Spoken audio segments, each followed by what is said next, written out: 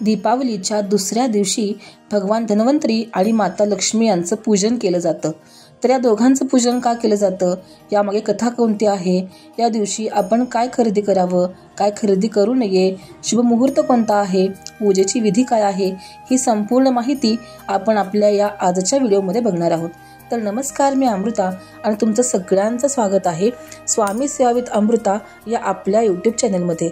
चला तर भगवान धन्वंतरींची कथा थोडक्यात समजून घेऊयात. शास्त्रामध्ये भगवान धन्वंतरी आणि माता लक्ष्मी यांच्या प्राकट्याची खूप सुंदर कथा सांगितली आहे. ती थोडक्यात बघूयात. फार पूर्वी देव आणि दैत्य यांच्यात मोठा संघर्ष झाला. तेव्हा देव आणि दैत्य मिळून क्षीरसागराचे मंथन करण्याचे ठरवले. याप्रमाणेच सगळ्यांनी समुद्र मंथन सुरू केले. हे समुद्र मंथन सुरू असताना यातून अनेक अद्भुत रत्ने, औषधी पदार्थ आणि देवतांचे स्वरूप बाहेर आले. हे मंथन चालू असताना भगवान धन्वंतरी अमृत कलश घेऊन प्रकट झाले. हा दिवस त्रयोदशीचा होता आणि म्हणूनच या दिवसाला धनत्रयोदशी असं म्हणतात. या धन्वंतरींच्या नंतर समुद्रातून एक तेजस्वी तेजोमय देवी प्रकट झाली. ती होती माता लक्ष्मी, सौंदर्य, समृद्धी, वैभव यांची देवी. त्याच दिवशी भगवान विष्णूंनी माता लक्ष्मीचा आपल्या वक्षस्थळावर वास दिला. त्या क्षणापासून लक्ष्मी देवी धन, वैभव, आरोग्य आणि शुभतेची देवी म्हणून पूजली जाऊ लागली. धनत्रयोदशीच्या दिवशी माता लक्ष्मी आणि भगवान धन्वंतरी यांची पूजा केल्यास आरोग्य, आयुष्य आपल्या जीवनात कायम राहते आणि म्हणूनच या दिवशी धनत्रयोदशीची पूजा ही केली जाते. या दिवशी पुढील शुभ साहित्य घरामध्ये आणल्यास माता लक्ष्मीचा आपल्या घरामध्ये कायम वास राहतो. तर ते साहित्य कोणतं आहे ते बघूयात. या दिवशी हळकुंड, झाडू, मीठ, वाहन, सोने, चांदी, धने, गोमती चक्र, पिवळा कवड्या, श्रीयंत्र, कुबेर यंत्र, लवंगा, तांबा पितळेची भांडी हे सर्व साहित्य आपल्या घरामध्ये आणावेत. तसेच तेल या दिवशी आपल्या घरामध्ये आणायचं नाही. आता आपण त्रयोदशीची पूजा कशी करायची हे बघूयात. इथे मी चौरंग घेतला आहे. यावरती लाल रंगाचं वस्त्र अंथरून घेतलं आहे आणि यानंतर सगळ्यात आधी आपल्याला समई आणि निरांजनाची पूजा करून घ्यायची आहे. यासाठी निरांजनाला मी हळदी, कुंकू, अक्षता आणि फुलं वाहून घेणार आहे. यानंतर पाटावरती छोटीशी इथे तांदळाची रास घातली आहे आणि इथे मी याला अष्टदल कमल काढणार आहे. आता या मंडलावरती आपल्याला हळदी आणि कुंकू अर्पण करायचं आहे. यानंतर या मंडलावरती शुद्ध पाण्याचा एक कलश मी इथे भरून ठेवत आहे. या कलशावरती कुंकवाने मी ते स्वस्तिक काढून घेतलं आहे. या कलशामध्ये आता आपल्याला 5 नागवेलीची पाने किंवा आंब्याची 5 पाने घालून घ्यायची आहेत. यानंतर कलशावरती श्रीफळ ठेवून घ्यायचं आहे आणि श्रीफळाला देखील हळदी, कुंकू, अक्षता यानंतर फुलं हे सर्व अर्पण करून पंचोपचार पूजन करून घ्यायचं आहे. आता यानंतर आपल्याला सर्वप्रथम गणपती बाप्पाची पूजा करून घ्यायची आहे. देवघरातील गणपतीची मूर्ती ताम्हणामध्ये घ्यायची आहे. मूर्ती नसल्यास सुपारी वापरली तरीही चालेल. गणपतीच्या मूर्तीवरती मी 5 चमचे शुद्ध पाण्याने अभिषेक करत आहे. श्रीमन्महागणाधिपतये नमः. शुद्धोदक स्नानम समर्पयामि. यानंतर पंचामृताने अभिषेक करायचा आहे. श्रीमन्महागणाधिपतये नमः. पंचामृत स्नानम समर्पयामि. यानंतर शुद्ध पानाने पुन्हा एकदा स्नान घालून गणपती बाप्पाला स्वच्छ वस्त्राने पुसून चौरंगावर थोड्याशा अक्षता वाहून त्या ठिकाणी गणपती बाप्पाला आपल्याला स्थानापन्न करायचं आहे. यानंतर गणपती बाप्पाला अष्टगंध लावून घ्यायचा आहे. श्रीमन्महागणाधिपतये नमः. विलेपनार्थे चंदनम समर्पयामि. श्रीमन्महागणाधिपतये नमः. अलंकारार्थे अक्षतां समर्पयामि. ऋतुकालपुष्पाणि समर्पयामि. धूपमग्रार्पयामि. दीपं दर्शयामि. या पद्धतीने संपूर्ण पूजा आपल्याला गणपती बाप्पांची करून घ्यायची आहे. यानंतर आरोग्याची देवता म्हणजेच भगवान धन्वंतरींचा फोटो आपल्या ताम्हणामध्ये घ्यायचा आहे. फोटो नसल्यास आपण इथे सुपारी सुद्धा घेऊ शकतो. आता फोटो असल्या कारणाने आपण याच्यावरती अभिषेक करू शकत नाही. म्हणूनच फुलाने, पाणी शिंपडत, पुरुष सुक्ताने आपल्याला भगवान धन्वंतरींची पूजा करून घ्यायची आहे. भगवान धन्वंतरी हे विष्णूचेच अवतार असल्या कारणाने पुरुष सुक्त वाचलं जातं. आता यानंतर फोटोला आपल्याला गंध लावून घ्यायचा आहे. मी इथे अष्टगंध लावत आहे आणि यानंतर फोटो चौरंगावर ठेवून द्यायचा आहे.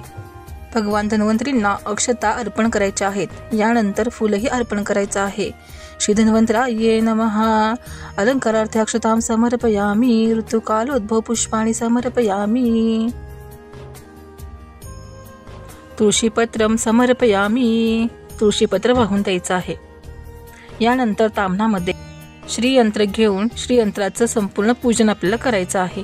तर ताम्हणामध्ये इथं श्रीयंत्र घेतलं आहे. श्री सुक्ताने श्रीयंत्रावरती शुद्ध पाण्याने अभिषेक करून घ्यायचा आहे.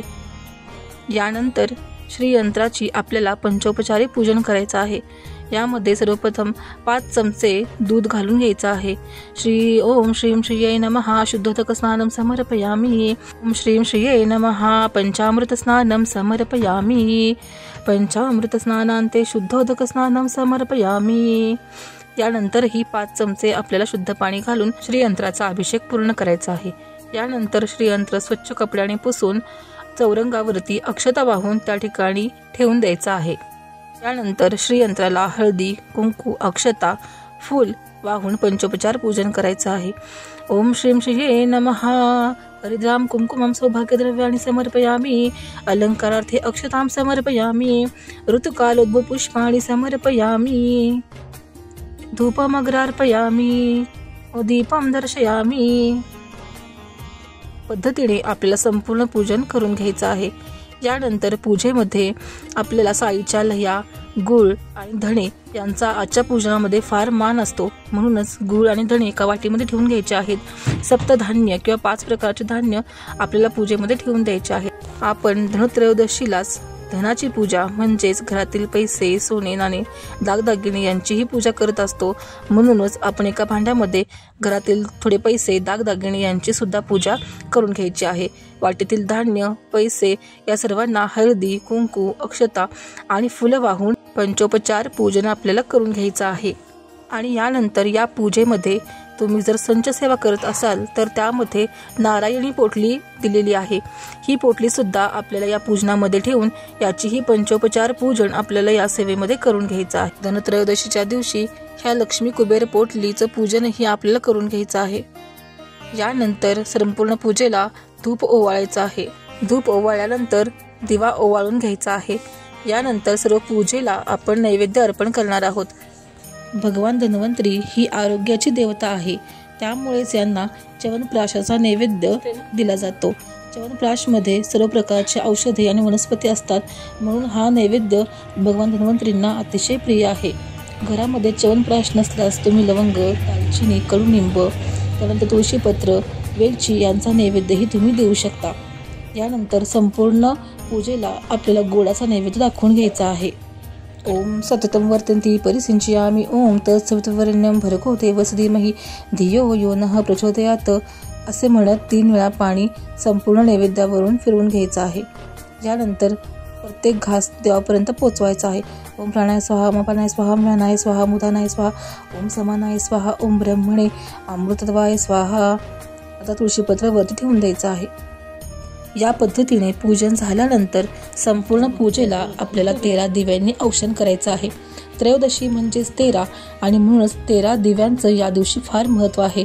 या दिव्यांनी तुम्ही औक्षण करून घरामध्ये, अंगणामध्ये हे दिवे लावून द्यायचे आहेत. या पूजनानंतर आपल्याला यमदीपदानही करायचं आहे. याचाही संपूर्ण व्हिडिओ आपल्या चॅनलवरती आहे, तो तुम्ही बघू शकता. आणि या पद्धतीने संपूर्ण पूजन झाल्यानंतर कुटुंबातल्या सर्वांनी एकत्र बसायचं आहे आणि एक माळ श्री धन्वंतरी महाराजांचा मंत्र म्हणायचा आहे. नंतर महालक्ष्मी अष्टक किंवा श्री सुक्त म्हणून पूजन पूर्ण करायचं आहे. या पूजेची उत्तर पूजा दुसऱ्या दिवशी रविवारी सकाळी आपल्याला करायचं आहे. संपूर्ण पूजेला साखरेचा नैवेद्य दाखवून हातामध्ये अक्षता घ्यायच्या आणि यांतु देवगणा सर्वे पूजा मादाय पार्थिवा इष्टकामार्थ सिद्धार्थ पुनरागमनाय च असं म्हणून संपूर्ण अक्षता पूजेमध्ये टाकून द्यायच्या आहेत आणि संपूर्ण पूजेचं उत्तर पूजा आपल्याला दुसऱ्या दिवशी सकाळी करायचं आहे. तर तुम्हाला हा व्हिडिओ कसा वाटला? आवडला असल्यास प्लीज कमेंट करा, लाईक करा, शेअर करा आणि सबस्क्राईब करायला विसरू नका. श्री स्वामी समर्थ.